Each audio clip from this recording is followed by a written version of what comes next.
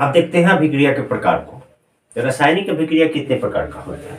तो रासायनिक अभिक्रिया की बात करेंगे तो अवक्षेपण अभिक्रिया है, विलोपन अभिक्रिया है, विस्थापन अभिक्रिया है, एकल विस्थापन है, द्विविस्थापन है, ऊष्माक्षेपी अभिक्रिया है, ऊष्माशोषी अभिक्रिया है, उत्क्रमणीय अभिक्रिया है, अनुत्क्रमणीय अभिक्रिया है।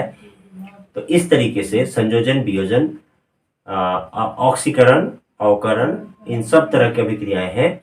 तो पहले हम लोग संयोजन अभिक्रिया को देखते हैं। अभिक्रिया के प्रकार, अभिक्रिया के कई प्रकार हैं जिसमें से एक देखते हैं संयोजन अभिक्रिया। तो संयोजन अभिक्रिया किसे कहते हैं? पहला बात कि अब हम लोग टॉपिक पढ़ेंगे अभिक्रिया के प्रकार। अभिक्रिया के प्रकार में पहले पढ़ते हैं संयोजन अभिक्रिया। संयोजन अभिक्रिया, तो संयोजन का मतलब क्या होता है? हिंदी से पकड़ सकते हैं, जुड़ना। तो अगर किसी अभिक्रिया में दो रिएक्टेंट के पार्टिकल, दो अभिकारक के पार्टिकल जुड़ के एक नया उत्पाद बनाते हो, एक उत्पाद बनाते हो, तो यहाँ क्या हो रहा है? दोनों जुड़ रहे हैं, इसे संयोजन अभिक्रिया कहते हैं। ऐसी बहुत सारी अभिक्रियाएं होंगी, आपको ये देखना है कि रिएक्टेंट जुड़ रहे हैं क्या, तो संयोजन अभिक्रिया होगी। तो आप अभिक्रिया देखेंगे तो बता देंगे कि संयोजन अभिक्रिया है। ठीक है। दूसरा देखते हैं वियोजन अभिक्रिया। वियोजन, तो वियोजन अभिक्रिया के बारे में, वियोजन मतलब टूट जाना। वियोजन अभिक्रिया देखते हैं तो वियोजन का मतलब टूट जाना। जैसे हम एक रिएक्शन लिखते हैं CaCO3 पे अभिक्रिया होती है तो CaO प्लस CO2। यहाँ क्या है? एक ही रिएक्टेंट है, एक ही पार्टिकल है और टूट के दो उत्पाद बनाता है, ये वियोजन अभिक्रिया है।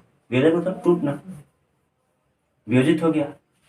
तो ऐसे और भी रिएक्शन है जो टूट के और दो उत्पाद बनाते हैं, तो जहां भी टूटता होगा वो वियोजन अभिक्रिया होगा। तो संयोजन, वियोजन को हम लोग अपघटन अभिक्रिया भी करते हैं, अपघटन अभिक्रिया। दूसरा चीज अब हम देखते हैं विद्युत अपघटन अभिक्रिया।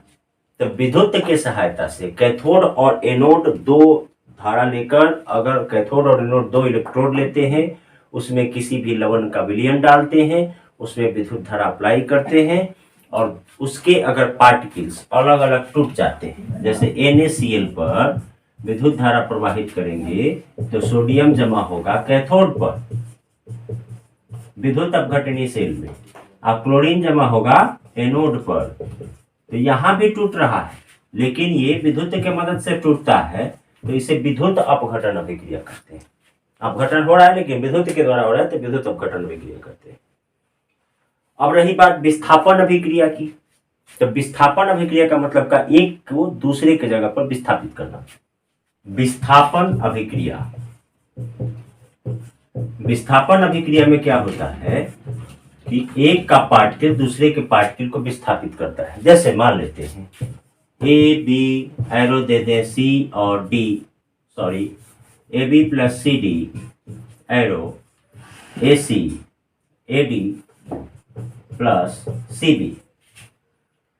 यहाँ क्या हुआ? ये इसको विस्थापित किया, ये इसको विस्थापित किया, तो ये विस्थापन अभिक्रिया है। लेकिन दोनों विस्थापित हो गए तो द्विविस्थापन अभिक्रिया। अगर एक ही विस्थापित होता हो तो एकल विस्थापन अभिक्रिया। जैसे देखिए, अगर हम यहाँ लिखते हैं Fe प्लस CuSO4, एरो दे देते हैं, अब रिएक्शन होगा तो क्या होगा? Fe चला जाएगा SO4 के साथ, FeSO4 प्लस Cu। यहाँ पे क्या हुआ? पहले सल्फेट किसके साथ था? कॉपर के साथ। अब सल्फेट किसके साथ चला गया? आयरन के साथ चला गया। दूसरे भाषा में भी सोच सकते हैं, क्या सोचेंगे भाई? कि कॉपर सल्फेट में से कॉपर को किसने विस्थापित कर दिया? आयरन ने। कितने विस्थापन हुए? एक। क्या हुआ? आयरन कॉपर को विस्थापित कर दिया। इसे एकल विस्थापन अभिक्रिया कहते हैं, क्योंकि एक ही पार्टिकल्स विस्थापित हो रहा है। तो विस्थापन अभिक्रिया में यह कौन सा विस्थापन है? एकल विस्थापन। क्लियर? द्विविस्थापन अभिक्रिया को देखते हैं। तो द्विविस्थापन अभिक्रिया कैसे होगा भाई? दो विस्थापित हो जाए तो, जैसे NaCl, sodium chloride, AgNO3, silver nitrate reaction कराते हैं। बताया था पहले भी, इसको तोड़ लेते हैं, इसका प्लस इसके माइनस के साथ, और इसका प्लस इसके माइनस के साथ। यहाँ पर क्या हुआ, पहले Cl किसके साथ था, Na के साथ, अब किसके साथ चला गया, Ag के साथ। NO3 किसके साथ था, Ag के साथ, अब किसके साथ चला गया, Na के साथ। यहाँ दोनों एक दूसरे में विस्थापित हो गए, इसलिए इसे कहते हैं द्विविस्थापन अभिक्रिया। ठीक है। अगला है आपका उदासीनीकरण अभिक्रिया। उदासीनीकरण अभिक्रिया, उदासीनीकरण अभिक्रिया में क्या होता है, अम्ल की अभिक्रिया क्षार से कराई जाती है, या ये समझिए कि अम्ल और क्षार का अभिक्रिया होता है तो लवण और जल बनता है। कल बताए थे H plus Cl minus Na plus OH minus, इसका प्लस इसके माइनस के साथ NaCl, H plus OH minus पानी, तो लवण और जल बनता है।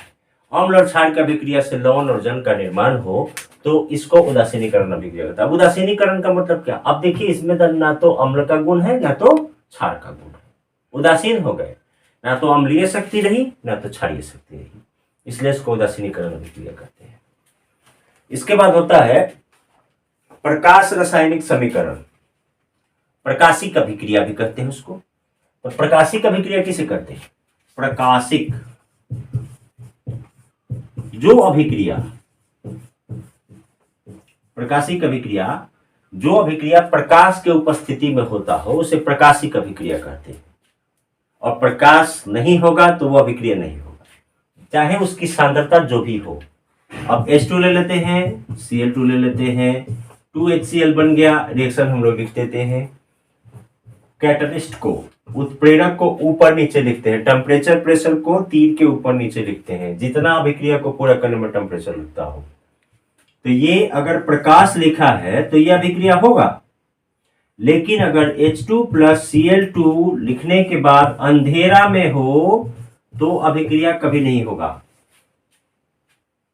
तो कुछ अभिक्रियाएं हैं जो प्रकाश से प्रेरित होती हैं तो उसे प्रकाश अभिक्रिया, प्रकाशिक अभिक्रिया कहते हैं, और अंधेरा होने पर नहीं होती। ऐसी बहुत सारी अभिक्रिया है, ये प्रकाशिक अभिक्रिया है। इसके बाद ऑक्सीकरण की बात करें, ऑक्सीकरण और अवकरण दो अभिक्रियाएं हैं। तो ऑक्सीकरण और अवकरण में